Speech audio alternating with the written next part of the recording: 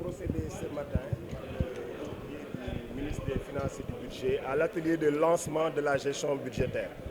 Donc c'est un atelier qui se tient traditionnellement en début de gestion et qui permet au ministère des Finances de rencontrer l'ensemble des parties prenantes à l'exécution budgétaire pour échanger avec eux, faire le point un peu sur les contraintes de la gestion budgétaire passée et tracer les perspectives pour la gestion budgétaire à venir. Donc l'atelier vient d'être ouvert par le ministre des Finances lui-même.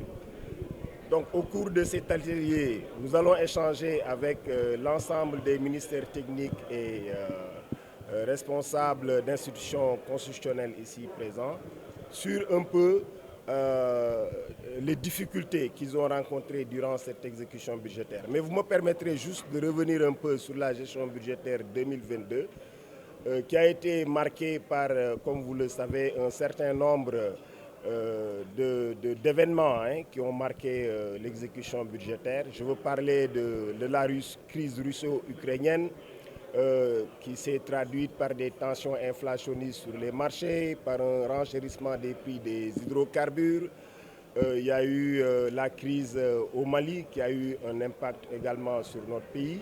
Il y a eu toute cette politique de soutien au pouvoir d'achat des ménages qui s'est traduite par des subventions importantes. Donc l'ensemble de ces événements ont naturellement impacté le budget.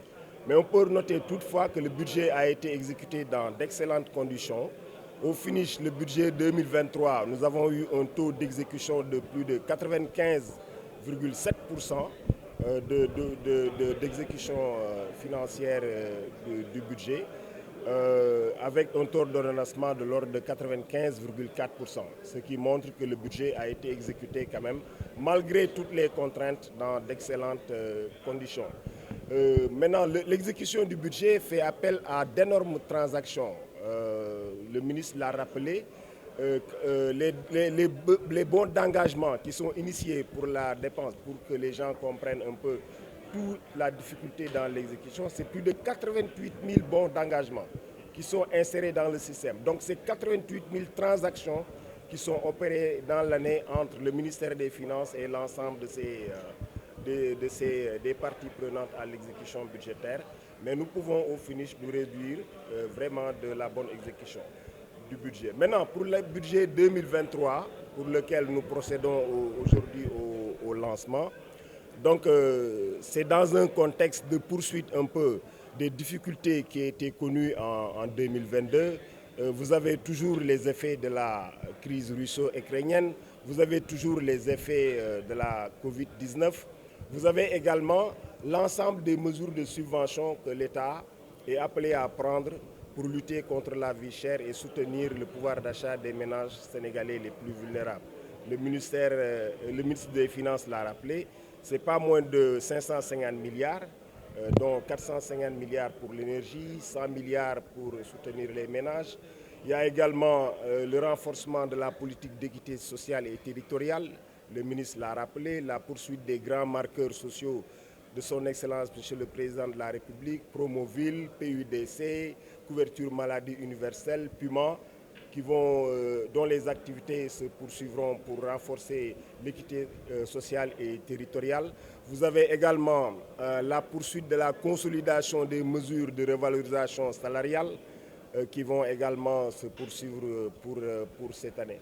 Donc c'est autant d'événements qu'il faudra prendre en compte pour cette année, dans un contexte où vous avez un resserrement du crédit au niveau des marchés, du marché sous-régional et des marchés internationaux. Donc ce qui suppose qu'il faudra faire preuve de beaucoup d'expertise, beaucoup d'engagement pour exécuter ce budget dans les meilleures conditions, et c'est ce à quoi nous invitons un peu les ministères. C'est-à-dire qu'il nous faut être beaucoup plus vigilants dans la mise en œuvre de ce budget, notamment en anticipant sur les dépenses, en nous concentrant sur les dépenses prioritaires, les dépenses sociales, etc. Et nous allons mettre en place un cadre qui nous permet un peu de planifier l'exécution budgétaire pour mettre en cohérence les plans d'engagement, les plafonds d'engagement et l'exécution des dépenses en rapport avec la trésorerie de l'État. Donc c'est un peu toutes ces questions qui vont nous réunir ce matin et on aura différentes présentations, notamment sur la stratégie de mobilisation de recettes, parce qu'avant de parler des dépenses, il faut d'abord penser aux recettes. Donc les régies sont là, à savoir la Direction générale des douanes, la Direction générale des impôts et domaines, la DGCPT, qui vont un peu échanger sur les stratégies qui seront mises en œuvre pour renforcer la mobilisation des recettes pour pouvoir financer le budget dans les meilleures conditions. La croissance, on est largement revenu là-dessus. Le ministre l'a rappelé. Pour 2021, les chiffres maintenant sont stabilisés. On aura une croissance de 6,5%. Pour 2022, la croissance est attendue à 4,8% et sur 2023, à la faveur de l'exploitation des ressources d'hydrocarbures, nous projetons une croissance à deux chiffres à 10,1%.